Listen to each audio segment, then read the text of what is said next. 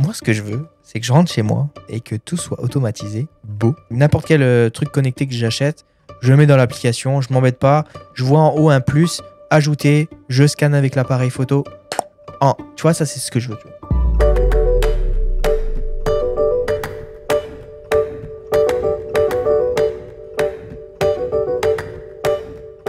Salut les gars, comment ça va? À toi. Salut. Impeccable. Impeccable. Encore une nouvelle semaine où nous sommes que 3 autour de ce canapé, de cette table basse magnifique dans le studio de podcast de Dans la Poche. Julien, toujours en vacances. On lui fait un petit coucou s'il nous écoute entre 2 sessions photos. Il prend beaucoup de photos, Julien. Si vous le suivez sur Instagram, il y en a quand même pas mal. Hein. Et il y a 2 jours, il en a mis 3. Waouh, truc de fou. Il est d'ailleurs dans son challenge de 1 photo par jour pendant toute l'année 2023, il me semble. Donc, n'hésitez pas à aller lui envoyer de la force en le soutenant sur Instagram, à vous abonner à son compte. Ça mais même les plaisir. Podcasts sur la crypto. Oui. Et on lui fait de la pub pendant qu'il n'est pas là. Tiens, voilà. Julien a lancé son podcast qui s'appelle Balado 3.0 avec ses frères. Donc, on vous invite aussi à aller l'écouter. On mettra un lien dans la description si ça vous intéresse. Ça parle d'investissement notamment. Donc, j'adore le titre. Super intelligent comme titre. Et les épisodes sont super intéressants. Donc, on vous le conseille. Les gars, aujourd'hui, on va avoir un petit débat entre vous deux, je sens. Parce que si vous êtes des fidèles du podcast, vous savez que, donc déjà, Abdel est un spécialiste de la maison connectée et que Thomas a envie d'avoir une maison connectée, mais trouve ça compliqué, ça marche jamais correctement, etc. Il y a 2 points de vue qui s'opposent, dans le sens où Thomas, toi, tu veux quelque chose de pratique, plug and play, de beau, de intuitif, tout ça. Un logo de pomme dessus.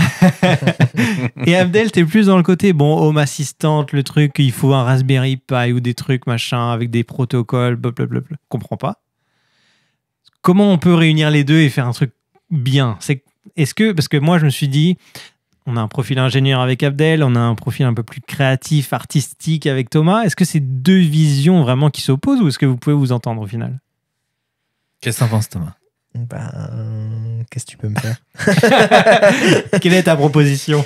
Moi, ce que je veux, c'est que je rentre chez moi et que tout soit automatisé, beau. Tu m'as envoyé là hier une photo. C'était un bel iPad que quelqu'un avait fait. T'as dit d'ailleurs que c'était facile à faire, mais ça n'existe pas. C'est facile parce que c'est un template en fait. La photo que Flo a envoyée, c'est un template qui est créé dans Home Assistant que tu peux utiliser. Et moi, j'aimerais que tous les items soient compatibles, je pense. Tu sais, tu disais pour les histoires d'applications que chacun passait par son application, etc. Mais moi, j'ai pas envie de ça, tu vois. J'ai envie de n'importe quel truc connecté que j'achète, je le mets dans l'application, je m'embête pas, je vois en haut un plus, ajouter, je scanne avec l'appareil photo. Tu vois, ça, c'est ce que je veux, tu vois. Bah, malheureusement, comment je pourrais dire? Ça développe pas. Il y a eu beaucoup de promesses. Moi, j'ai jamais dit que c'était simple. J'ai juste dit que si on s'y intéresse, on peut apprendre. Et là, ça peut devenir simple. Mais c'est pas encore pour tout le monde. Genre, ma grand-mère va pas acheter demain une solution qui va être plug and play puis qui va fonctionner avec tous les appareils. C'est sûr que si on reste sur des choses qui sont plus produits connus, ça va marcher. Mais si on veut aller un peu plus loin, je pense que c'est pas encore très consumer. Mais je pense qu'on s'éloigne un peu du sujet parce que le débat, je pense, Flo, c'est plus l'état d'esprit en fait. Ouais. Dans le sens où toi, tu veux quelque chose de beau, de pratique, plug and play. Et Abdel, t'es un peu plus dans le côté bidouillage en fait. C'est ça. En fait, c'est drôle parce que ça a commencé avec une discussion qu'on a eue sur Messenger il y a quelques jours où est-ce que Flo parlait de quelque chose et puis moi, j'avais mentionné que ça fonctionne et que le UI, le design ou l'interface utilisateur, c'était pas la priorité. Alors qu'on sait que Thomas, lui, ce qui l'attire en premier, c'est quelque chose qui est fin, qui est design, il appelle souvent ça classe. donc voilà. Alors que moi, ça passe en deuxième. Moi, je veux la fonctionnalité, je veux que ça marche. Je veux pas juste un logo qui est beau sur un produit, mais qu'au final, ça livre pas. Bon, toi, t'es chanceux parce que t'aimes les produits Apple, mais au final, ils livrent quand même la marchandise. Ce qui est malheureusement pas le cas pour tous les produits qui existent aujourd'hui. En fait, il y a 2 visions qui s'affrontent. Il y a les gens qui pensent toujours solution en premier versus ceux qui vont penser au problème. Donc, Mhm. tu penses au problème, donc tu essaies de trouver des solutions, en fait. Pas forcément la solution, mais trouver c'est quoi les solutions qui existent. Tandis qu'il y en a qui vont penser tout de suite à la solution. Donc, c'est quoi le problème? Comment je peux faire quelque chose qui va régler le problème au lieu de juste penser à la solution? Et des fois, on oublie qu'est-ce qu'on a essayé de régler derrière. T'as compris, toi? C'est pas forcément quelque chose qui est simple Ouais. à expliquer, mais c'est des sujets qui sont très connus pour ceux qui veulent lire là-dessus, là, le how versus the what. Donc, je partage un exemple. Aujourd'hui, dans mon rôle, je suis ingénieur de formation. Ça fait quelques années que je travaille pas en tant qu'ingénieur, mais c'est quelque chose qui aujourd'hui, je vois genre dans mon quotidien, où est-ce que quand tu parles avec des ingénieurs, ils sont toujours en mode solution. Tu parles de quelque chose, puis eux, ils veulent juste résoudre le problème.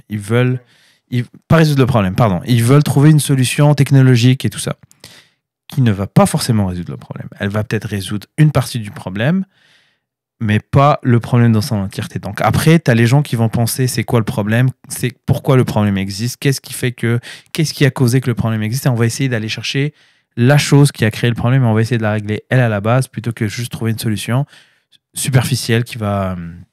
Ouais. Après, il faut penser aussi, et je pense que c'est souvent ce qui est oublié, c'est d'un point de vue consommateur. Tu vois, moi, je m'en fous, en fait. Mhm. Je m'en fous que Apple développe un truc derrière comme ça. Je veux juste que moi, quand je prends mon téléphone, il marche, tu vois. Tu vois ce que je veux dire? C'est de la façon dont ça a été fait derrière, au prix où je paye un truc, ça marche, c'est tout. C'est comme ça, il faut que ce soit comme c'est prétendu être, tu vois. C'est pour ça que je dis que pour, par exemple, le Home Automation, c'est malheureusement pas encore sur un créneau consumer. Ils veulent y aller, ils ont mis des produits, mais t'es très limité dans ce que tu fais. Donc, Mais c'est quand même fou parce que ça fait quand même pas mal d'années que ça existe, même si c'est en évolution et encore plus dans les dernières années. Mais comment ça se fait qu'après autant d'années d'existence et des constructeurs qui sont là depuis un moment, ça soit toujours pas au niveau qu'on l'espère en tant que grand public, en tant que consommateur? il n'y a pas eu d'entente. Il n'y a jamais eu C'est ça. d'entente. Ce que j'allais dire, c'est que au final, il y a personne qui. Au final, est-ce que c'est bien que ça soit ouvert? Tu vas me dire oui, 100% et tout. Et la plupart des gens vont dire oui, c'est bien. Mais au final, quand tu as un milieu qui est semi-fermé ou fermé, est-ce que ça, justement, t'as pas justement un truc qui est comme ça et ça marche comme ça et c'est beau et c'est propre parce qu'on fait qu'un seul truc? Et quand c'est ouvert, il y a tellement de trucs que les gens veulent faire avec, machin. On s'éparpille un peu, tu vois. Encore une fois, quand on parle de solution au problème, je vais te poser la question. Est-ce que c'est important de savoir si c'est ouvert ou fermé? Est-ce que c'est important? Est-ce qu'il y a des gens aujourd'hui qui utilisent l'écosystème Apple? Est-ce qu'ils se posent la question si c'est fermé ou ouvert? Ils sont dans un écosystème, ils sont satisfaits, ça remplit leurs besoins, et puis c'est tout. Ils ne se posent pas la question. Après, tu en as d'autres qui vont se dire « Ouais, mais moi j'aime bien un écosystème ouvert, pourquoi? Qu'est-ce que tu fais avec ?» Si ça justifie l'usage, ok, tant mieux, il n'y a pas de problème, ok, ça explique, mais c'est pas... vrai que c'est long. En comme fait, disait Flo. tu te poserais pas la question si Apple aujourd'hui avait une solution domotique qui couvrait tout ce que tu voudrais. Tu te poserais pas la question et tu penserais même pas ouvert, fermé, je m'en fous, j'ai quelque chose qui correspond à mes besoins. En fait, il y a jamais eu d'entente. Enfin, il y a eu des ententes pour ne jamais s'entendre. C'est ça qui s'est passé depuis toujours. Donc, il y a des compagnies en fait qui ont commencé dans ce créneau-là depuis longtemps. Ils ont utilisé des protocoles propriétaires parce qu'ils c'était les premiers à faire ces choses-là. Ils ont vu d'autres compagnies arriver qui ont aussi créé leur protocole propriétaire. Sauf qu'à un moment donné, c'est devenu un peu plus populaire et les gens aimaient ça et voulaient un peu découvrir un peu plus. Sauf que quand tu veux découvrir plus, tu veux faire parler plus d'objets entre eux. Malheureusement, ils ne parlaient pas la même langue. Tu avais des produits qui parlaient espagnol, d'autres qui parlaient anglais, Ouais. et ils ne se comprenaient pas entre eux. Ils se sont entendus pour dire on va établir un langage commun. Ça a été fait, mais malheureusement, les intentions derrière n'étaient pas les bonnes. Et c'était plus commercial qu'autre chose. Ça a fonctionné un tout petit peu, mais c'était encore très limité en termes de fonctionnalité. Et là, pour la première fois, on a des gens qui se sont assis ensemble et on dit ça fait pas de sens. Il faudrait qu'on travaille sur un protocole standard. Et c'est là où, depuis seulement quelques mois, maintenant, il y a le standard Maher qui est sorti, mais c'est encore jeune. Hein. C'est un standard qui a 3 mois. Donc, il faut attendre de voir, comme je l'ai dit au CES, ce que j'ai vu, c'est que les gens essayaient de mettre le logo parce que, en termes de marketing, c'est payant, mais derrière, il n'y avait encore rien. Mais est-ce que c'est pas un projet qui va encore tomber à l'eau ou qu'est-ce qu'on en sait que ça va marcher? Parce que tu disais tout à l'heure, ils ont essayé d'eux et puis finalement, chacun faisait un petit peu de sa sauce. Tu sais. Est-ce qu'on va avoir toutes les possibilités de réglage Ou on va être limité quand même, donc au final, tu sais. Ça va prendre du temps. Tu vas passer par tous ces stades-là, en fait, comme pour toute nouvelle technologie. Tu vas être limité en termes d'usage au début. Ça va s'améliorer un peu, pas assez pour une bonne partie des gens. Par la suite, ils vont faire des erreurs, ils vont corriger, et puis ça va prendre du temps. Mais c'est pas quelque chose que tu vas avoir du jour au lendemain. C'est prometteur, mais après, ça dépend de ta vision. Moi, je suis quelqu'un de positif, donc je me dis que, regarde, on va les laisser nous prouver que ça va fonctionner. Qu'est-ce qui fait que c'est aussi long de faire une base, juste une base, tu vois? Je veux dire, je comprends pas, tu vois? Avec toutes les technologies qu'on a aujourd'hui, toutes les ressources pour calculer vite, pour faire des trucs vite, qu'est-ce qui fait que c'est long? Je pense pas que c'est différent de n'importe quelle autre technologie où les gens ne s'entendent pas. Hein. Il y en a qui tirent à gauche, d'autres qui tirent à droite, puis il n'y a rien qui. Il n'y a pas d'objectif commun. Il n'y en avait pas. Il n'y avait pas d'objectif commun. Donc, je sais pas. Mais encore une fois, pour revenir au sujet du podcast, moi, ça m'a jamais attiré le UI parce que les premières solutions de domotique que j'ai utilisées, c'était pas le UI qui m'a attiré. Hein. Puis au début, si tu regardais, il n'y en avait pas vraiment de UI qui donnait envie de faire quoi que ce soit. C'était pas très user-friendly, c'était pas très en termes de UX, l'expérience utilisateur, c'était pas fou non plus. Fallait bidouiller, ça prenait un minimum de connaissances. Pas forcément des connaissances techniques, mais juste un peu être un peu débrouillard et fouiller, lire un peu dans les forums pour faire des choses. Donc ça, c'est l'état d'esprit de quelqu'un qui plus ce que Flo qualifie ingénieur. Mais aujourd'hui... Qu'est-ce qui fait du coup qu'en tant qu'ingénieur, justement, tu n'as pas autant cette sensibilité, on va dire, visuelle, artistique, je ne sais pas comment l'appeler, mais l'expérience, tu sais, je te disais dans la conversation, back-end versus front-end, pour ceux qui ne connaissent pas, c'est pour les sites internet, ce qu'il y a derrière le site internet, le code en tant que tel, et le front-end, c'est ce qui est la partie visuelle que l'utilisateur final voit. Il y a cette espèce d'opposition entre les deux, je trouve, où l'ingénieur va être plus dans le code, je m'en fous si c'est beau ou pas du moment que ça marche, et le côté front-end où je veux juste que ça soit beau, que ça soit utilisable par les utilisateurs, mais je m'en fiche un peu de comment ça s'est construit derrière. Moi, je le voyais un petit peu comme ça, le côté ingénieur et artiste. Est-ce que tu penses que c'est cet état d'esprit-là globalement, ou c'est juste toi personnellement que tu penses ça? Moi, ça me surprend pas parce que l'humain est comme ça aussi. Il y a des gens qui vont trouver des choses belles parce qu'ils ont en plus un goût vers le design et tout ce qui est... tu sais, des gens qui disent « moi, je suis visuel ». Visuel, ça veut dire que ça prend quelque chose qui va venir en fait faire le déclic en fait par la vue. Alors qu'il y a des gens, tu peux leur expliquer, puis dans leur tête, ils vont un peu schématiser le truc. Ok, c'est ça. Quand je dis design, je parle d'architecture. Ils vont, ok, c'est quoi le design derrière? Ok, l'architecture. Et après, je vais penser au maquillage que je mets par-dessus, tu vois. Donc, je pense que ça a toujours existé. De moins en moins aujourd'hui, parce que je pense que quand on parle d'ingénieur, on met tout dedans, mais il y a quand même une différence, les ingénieurs logiciels versus ingénieurs globalement, mécanique, électronique, machin. Il y en a qui sont plus dans la planification, l'exécution versus, comme j'ai dit, des nouvelles méthodologies de pensée, là, le design thinking par exemple, parce qu'aujourd'hui, les gens qui font le design extérieur, les interfaces ne sont plus séparées en fait des gens qui font le back-end. Ils travaillent là-dessus jour 1. Alors qu'avant, c'était, tiens, on va coder quelque chose qui va fonctionner, puis après, on va recruter quelqu'un qui va nous faire une belle interface, et puis voilà. Ça n'existe plus. Enfin, j'espère que ça n'existe plus. Donc aujourd'hui, ces gens-là se mettent ensemble jour 1, et ils vont penser à quelque chose qui va suivre, en fait, des techniques d'expérience utilisateur. Et puis là, tu vas avoir des gens qui sont plus design, d'autres qui sont plus architecture, qui vont se parler entre eux. Je pense de moins en moins. Ça ne veut pas dire que demain, il n'y en aura pas. Mais je pense que c'est des mindsets différents. Après, tu as des gens qui sont un peu plus cartésiens, qui ont besoin de logique, qui ont besoin de data, de choses concrètes à analyser. Et tu en as d'autres qui sont plus dans le côté créatif, ils ont besoin de... Mais tu sais, les ingénieurs logiciels sont considérés comme des créatifs, en fait. Et pas forcément comme des ingénieurs. Parce que le code, on en parlait l'autre fois, c'est considéré comme une œuvre artistique, en fait. Et c'est breveté, contrairement à une formule mathématique. Une formule mathématique, tu ne peux pas la breveter. Un code, tu peux... Donc, c'est là où tu vois un peu la différence entre ces deux mindsets-là. Après, ça ne veut pas dire que les deux ne peuvent pas s'entendre, ils peuvent pas travailler ensemble, ils ne peuvent pas communiquer. De toute façon, je pense qu'il faut qu'ils s'entendent à 100% parce que Admettons, si tu as envie que ton truc soit un peu sexy devant, un petit peu la couleur, machin et tout, bah, tu te prévois quand même derrière aussi. C'est Ouais. toi qui vas le faire, admettons, Mm. tu vois. Donc, il faut quand même en parler. Je pense qu'il faut qu'il y ait quand même un... Après, je pense que ça dépend toujours du produit final, parce que il y a certains produits qui sont faits pour des pros, pour être dans des trucs spécifiques, et des produits qui sont vraiment grand public, des trucs que tu retrouves en magasin, que nos parents, grands-parents peuvent utiliser. C'est là où je trouve que c'est hyper important, l'aspect interface visuelle, etc., pour l'utilisateur.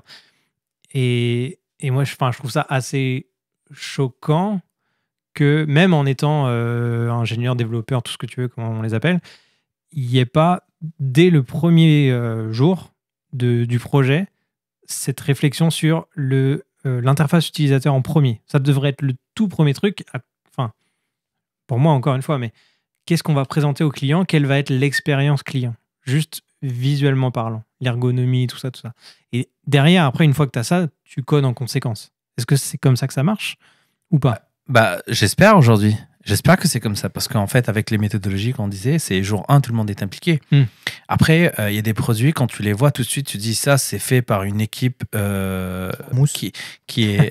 de geeks qui s'en foutent. La marque de la compagnie se voit sur le produit. Il y a des compagnies qui sont très R&D. Donc, ça se voit dans l'utilisation de leurs produits, ça se voit dans les interfaces de leurs produits. Tu le vois là, tu te dis, OK. Après, il y a des compagnies qui vont... Excuse-moi, je te coupe. Je vais juste prendre un exemple tout bête. Rode versus Zoom. On a utilisé 2 de leurs produits, d'accord? On a donc le Rodecaster Pro 2 qui est devant nous, une interface pour le grand public en tout cas, là, jolie, avec des boutons, des couleurs, machin, l'écran tactile, hyper responsive, tout est joli. Enfin, pour moi, en tout cas, l'aspect est beau. Zoom, des écrans la plupart du temps en noir et blanc, mal rétroéclairés, interface, on dirait c'est des vieux pixels dégueulasses. Alors, peut-être qu'il y a des produits plus haut de gamme qui existent, tout ça, mais globalement, moi, je préfère ce produit-là. Et ça Les s'adresse produits à Rode, qui? tu vois. C'est ça, en fait, la question. Ça s'adresse à qui? Ouais, mais tu vois, pour de plus en plus de gens créent des podcasts, font des petits studios, Ouais. machin, c'est du grand public. Et même des pros, j'ai vu des gens, encore une fois, sur YouTube qui parlent du Rodecaster, de ce produit-là en particulier. Il est extrêmement puissant, en fait, comme produit. Et l'interface est jolie. C'est un bonus, mais ça aide à l'utilisation, je trouve. Pourtant, Zoom est tout aussi puissant, voire des fois Bien même sûr. mieux au niveau de la qualité. Mais Mais tu vas aller vers ça parce que c'est plus attirant. Voilà. C'est Comme toi, tu disais la dernière fois, ouais, mais l'écran, regarde, il est pas orienté vers moi et Ah tout. ouais. C'est, tu sais. Mais c'est là, en fait, on dit que faire une solution, faire un produit, faut pas juste penser à la solution jour 1. Problème. Parce que quand tu dis aux gens, OK, on veut faire quelque chose. Les gens vont, quand tu parles à des ingénieurs, leur mindset, c'est comment je vais le réaliser, comment je vais le faire. Et ces gens-là, ils n'ont pas forcément des skills de management ou peu importe. Je ne veux pas utiliser des mots qu'on nous reproche après. Mais un produit, dans la fabrication d'un produit, la première chose à faire, avant de dire j'ai la solution, j'ai la technologie pour, je vais dehors, j'essaie de voir le marché. Qu'est-ce qui se passe sur le marché? C'est quoi le problème qu'on veut résoudre? C'est qui les gens qui vont utiliser mon produit? Ce qu'on appelle des personas. C'est quoi les personas? Un produit, là, Florian, c'est juste un persona parmi d'autres. Peut-être que ce produit-là a été fait pour 2-3 personas, alors que Zoom, et on dit, nous, le persona, grand public, podcasteur, influenceur, peu importe, ça ne m'intéresse pas et je m'adresse à ces personas-là. Donc, il faut comprendre aussi c'est quoi leur objectif derrière. Donc, on définit c'est quoi le marché, les besoins sur le marché, c'est qui les gens qui vont utiliser le produit. Une fois qu'on a déterminé tout ça, là, on va commencer à parler solutions.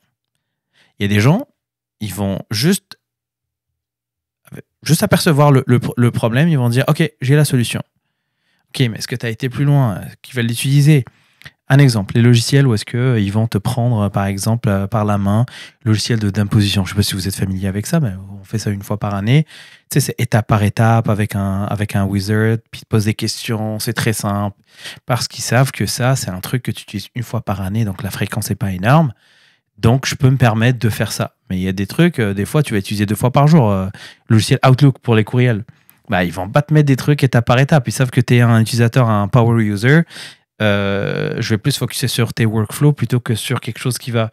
Donc, c'est ce mindset-là, en fait, comme j'ai dit, il y a des méthodologies qui aident aujourd'hui à implémenter ce genre de choses-là chez les équipes d'ingénierie pour que ce soit pris en considération. Le user experience, l'empathie. En fait, ça paraît un peu ridicule, mais il y a ce concept d'empathie en fait dans les design thinking. C'est quoi la difficulté de la personne qui utilise aujourd'hui les solutions qui existent? Comment on peut l'aider à sortir de cette difficulté-là en offrant quelque chose qui est plus ergonomique, plus adapté à son environnement? C'est ça, c'est pour ça que je dis aujourd'hui, si on suit les bonnes techniques de design, quand je dis design, c'est ça package en fait tout ce qui concerne à l'architecture d'un produit et tout ça, là, faut prendre ça en considération. Il faut aller parler aux gens. Comment vous le voulez? Si on le fait comme ça, est-ce que ça fait du sens pour vous ou pas? Et surtout, étudier le marché. On fait ça pour qui? On étudie un marché. Si tu essaies de faire un produit qui va s'adresser à tout le monde, il va s'adresser à personne.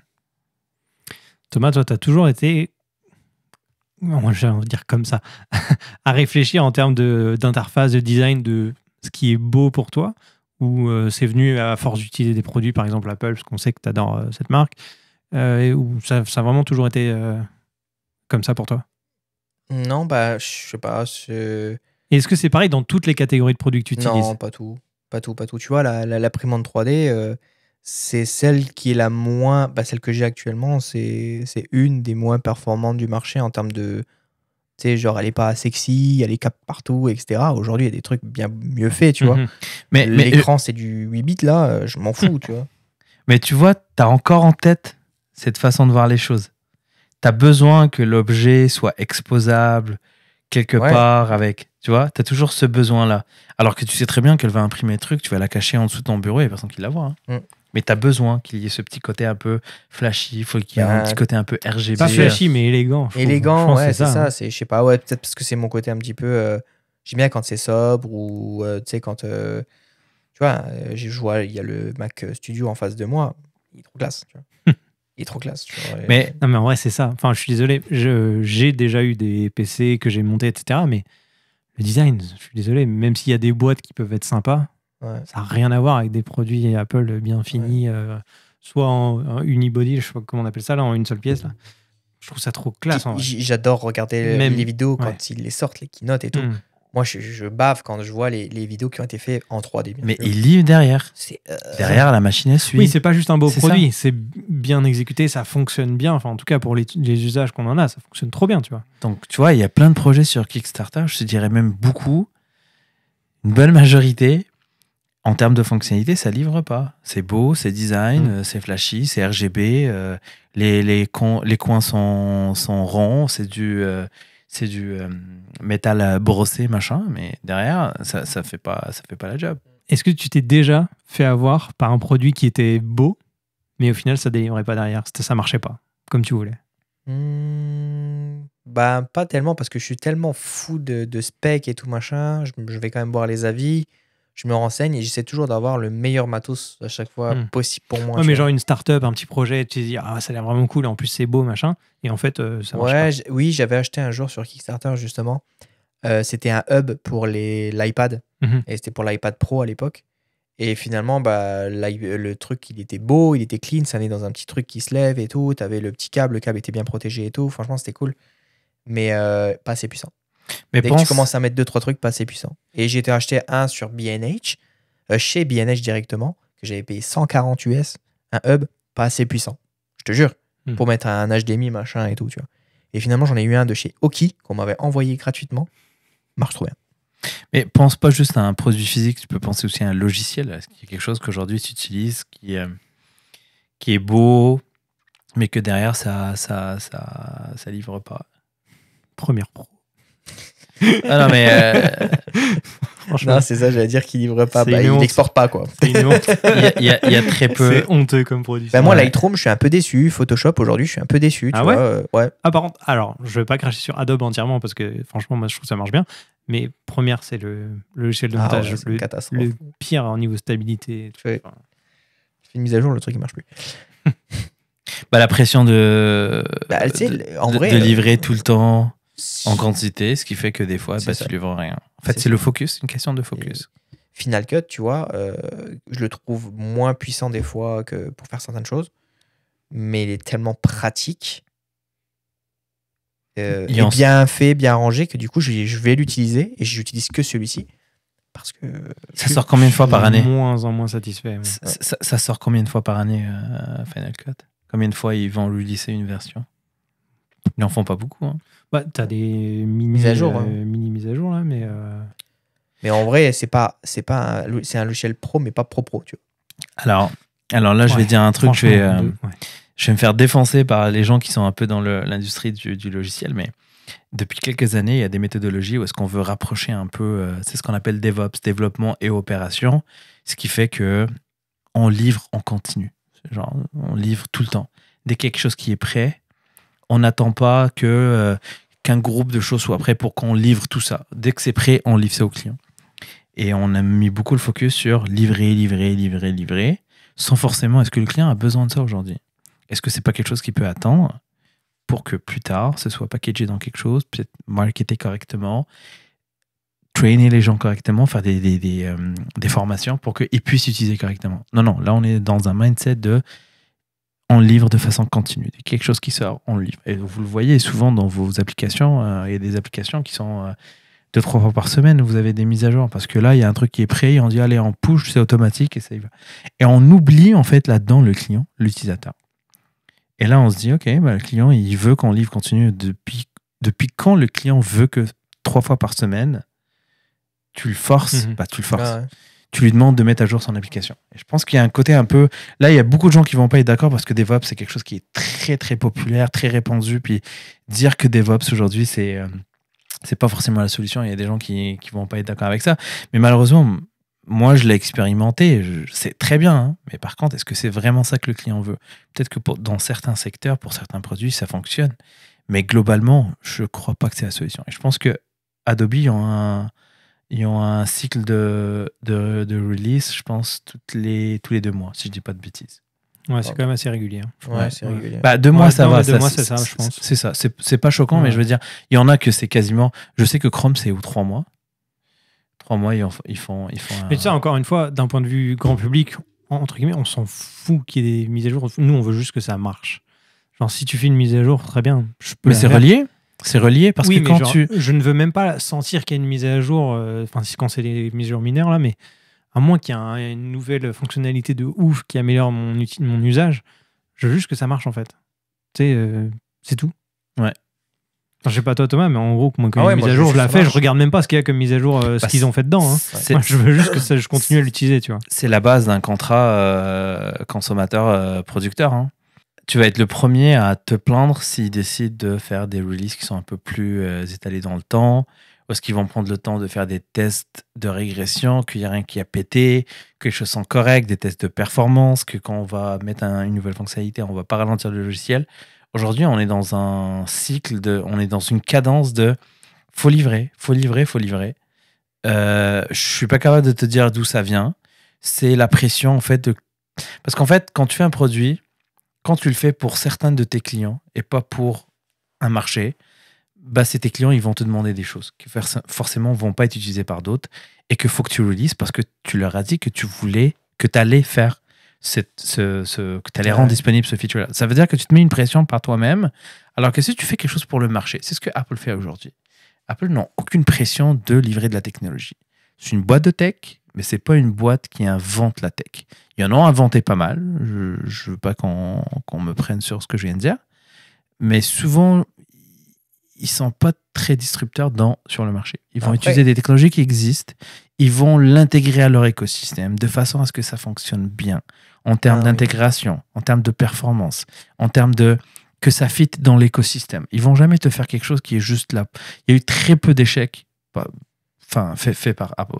Il y en a plein qui vont s'essayer, qui vont se dire, bon, il y a un segment, je me jette dessus avant que ce soit trop tard, et ils le font pas correctement. Et il n'y a pas beaucoup de mises à jour. Honnêtement, il y a des mises à jour après une sortie d'iOS, ce que je trouve normal parce que tu corriges de comment les utilisateurs vont utiliser leur téléphone. Du coup, ils font les corrections assez rapidement sur les mois qui suivent, et ça se fait vite pour le coup. Mais après, il y a un moment où quand tu arrives à la, je sais pas, là, on a l'iOS 16, là, je crois, 16.3, admettons, jusqu'à la fin de l'année, tu n'auras pas de 16.4, 5, 6, et tu resteras à la 3, quoi. Ouais, non, mais je regarde même pas les release mineurs parce que souvent, ils vont juste régler des problèmes. Mais ils en font un par année. Hein. C'est fou. Ils en font un par année. Une majeure. Alors pourquoi eux, ils y arrivent? Une majeure, bah, c'est parce qu'en fait, ils n'ont pas cette pression-là de livrer. Et parce que c'est Pourtant, pas... ils livrent tous les septembre un iPhone, tu vois. Oui, mais c'est pas des clients qui dictent leur roadmap. C'est eux les maîtres de leur roadmap. Leur roadmap est basé sur qu'est-ce que le marché veut avoir, qu'est-ce que le marché est capable. Il y a juste un peu plus de mise à jour s'il y a des failles de sécurité ouais, dans le réseau. Tu vois. Mais ça, c'est le quotidien de toutes les boîtes qui font... Après, c'est peut-être aussi juste le fait qu'ils ont beaucoup plus de moyens, beaucoup plus de compétences en interne, ou je sais pas comment c'est organisé. Peut-être qu'il y a ça aussi. Hein. Je crois pas. Ils sont pas connus pour avoir les méthodologies les plus développées. Ils sont pas capables d'avoir... Ils sont pas connus pour avoir des... Et du coup, je reviens à ce que je disais tout à l'heure, avec un monde fermé et ouvert, on sait qu'Apple, c'est quand même un milieu qui est quand même assez fermé, tu vois, et sur leurs idées, machin, c'est leur truc à eux, tu vois. Donc là, on vient de dire, ok, ben, eux, ils en sortent qu'une fois par an parce que c'est eux qui décident, parce que c'est machin et tout. Donc c'est propre, c'est carré, c'est classe quand tu le prends en main et ça marche. Et puis d'un autre côté, si tu as Android, par exemple, ou téléphone Google, etc., bah, c'est tout l'inverse. C'est long à sortir. On sort vite des trucs, on met des emojis, on rajoute des trucs parce que les gens ils veulent. En fait, le souci avec Google, c'est que principalement, c'est d'autres constructeurs qui intègrent le logiciel de Google dedans.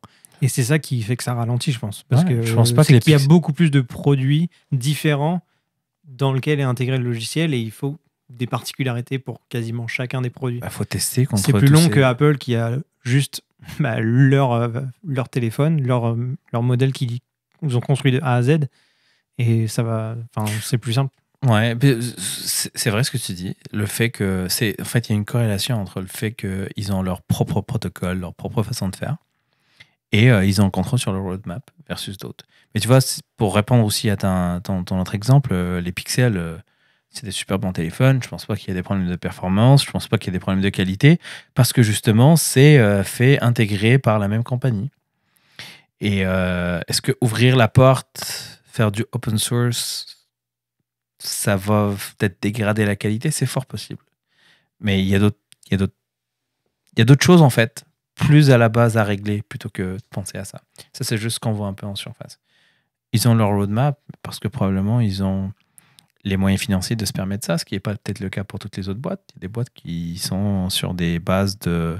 faut livrer pour avoir des revenus, pour qu'on puisse continuer à travailler, ce qui n'est pas la réalité de d'autres boîtes.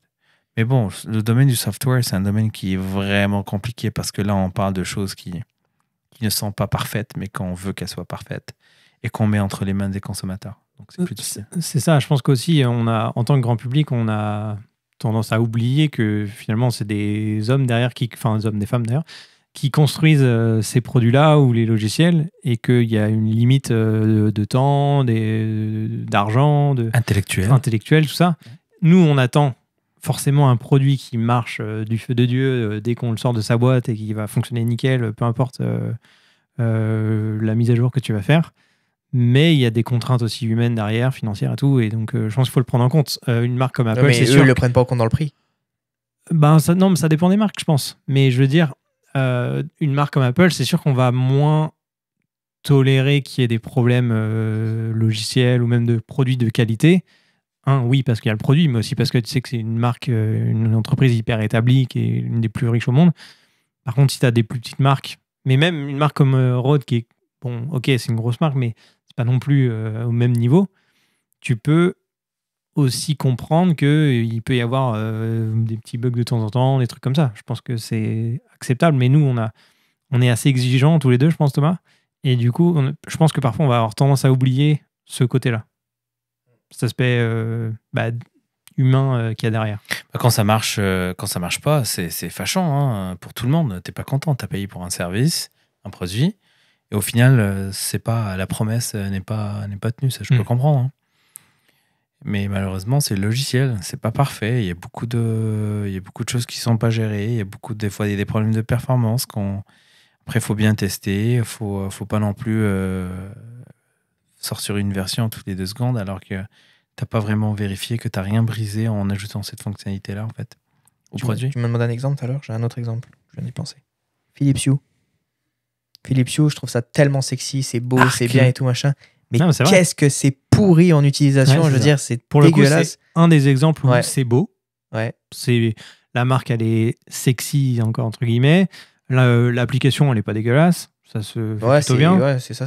Mais derrière, il y a des petits détails, des trucs dans l'interface, ça marche pas Et bien. là, Ça t'as bug.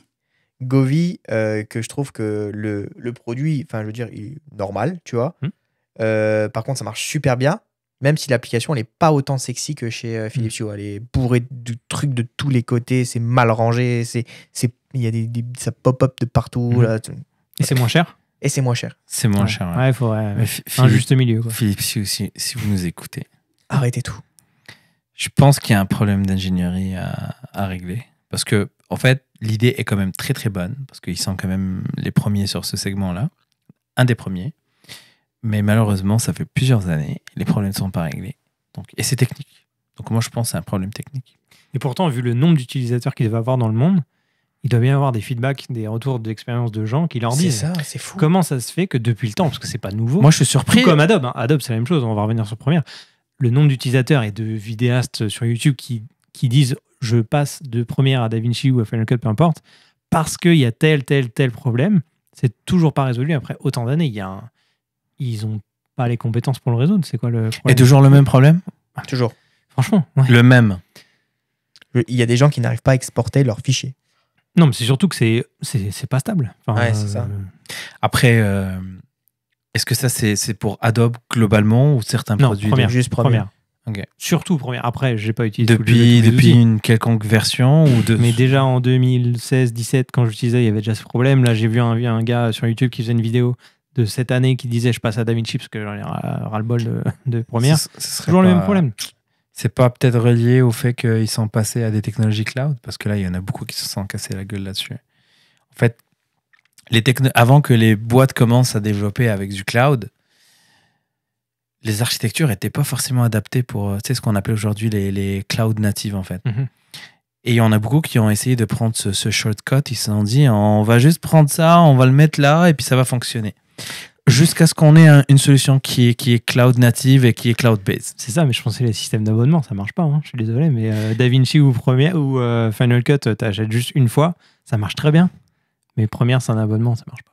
Ouais, mais je C'est pense, ça. Ça défend mon point que je déteste les abonnements. Ouais, je pense pas que c'est relié en fait, parce que cloud, SaaS et subscription, c'est deux choses complètement différentes. Et mon Dieu, que je passe ma vie à expliquer ça aux gens, parce qu'il y en a beaucoup qui confondent les deux en fait.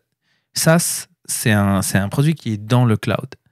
Il y a des produits qui existent aujourd'hui que juste au lieu d'acheter une licence lifetime à vie, bah, tu décides de la payer par mois, ça va te coûter moins cher, et puis, tu sais, au lieu de payer le gros truc d'un seul coup. Mais c'est pas forcément ça, c'est parce que c'est pas déployé dans le cloud. Mais on a vu beaucoup de boîtes qui se sont cassées la gueule en disant, OK, on va être cloud, on va être SaaS, on va prendre le produit qui n'a pas été construit pour être dans le cloud, mais on va faire ça en attendant. Malheureusement, ça fonctionne pas. Et puis, tu restes avec des techniques-là pendant je sais pas combien de temps et puis tu résous pas de problème. Mais Philips Hue, sérieusement, il leur manque pas grand-chose. Et je suis surpris de vous entendre là-dessus parce que j'entends pas beaucoup de mauvais feedback sur Philips Hue. À part moi-même, Mais en fait, ça dépend si tu t'es fait un big écosystème et tout machin. Ouais, ok, mais le truc, il marche pas bien. Et puis, quand tu poses la question aux gens, la plupart des gens vont dire ah, c'est ton réseau internet. Non, c'est pas mon réseau internet qui marche pas, c'est ton putain de boîtier de merde là, entre les deux, là, la passerelle. Là, Arrête, on va être démonétisé, Thomas. Aussi. Ah oui, c'est vrai, maintenant c'est sur YouTube, tu n'as plus le droit de dire de C'est gros pas mots. comme si on était monétisé, on s'en fout. Ouais, mais ouais, je sais pas, les choses n'ont pas changé. C'est pour ça, en fait, c'est difficile de choisir un constructeur qui va rallier les deux, en fait. Le beau design, la fonctionnalité derrière qui suit, la performance, qui est à l'écoute. Tu sais, moi, j'aimais bien des marques comme ça. Tu vois, il y avait, en parlant de téléphone, là, il y avait OnePlus, en fait. Moi, j'adorais leur modèle, parce que leur roadmap, en fait, c'était leurs clients qui font ça. Il y a Wyze qui fait ça, en fait, qui font des caméras de surveillance, mais maintenant, ils font plein de choses. Ils se basent beaucoup sur le feedback des clients. Ils vont attendre, faire les choses correctement. Rode aussi. Lumix. Donc, et tu vois, et aussi, il y a le côté aussi spécialité. Il y en a qui vont vouloir tout faire. Tu vois, Rode, ils font juste... Android, C'est-à-dire Samsung. Qui dit juste des marques au hasard.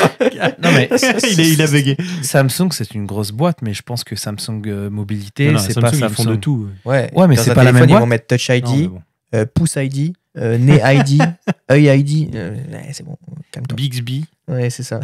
Ah, Et t'as tu- vu tout ce qu'on a dans notre téléphone? Tu Ouais, serais commence pas. surpris de voir le nombre de personnes qui utilisent des téléphones Samsung. Moi, j'en vois vraiment beaucoup. C'est sûr. Vraiment beaucoup. Mais ouais, c'est ça. En fait, le fait de vouloir tout faire, tu fais rien. Et ça me fait penser à une marque d'ailleurs, ça. Mais est-ce que ça fait que. Sony. À vouloir sortir 600 boîtiers par année avec les mêmes specs dans les mêmes boîtiers, et puis finalement les boîtiers tiennent pas.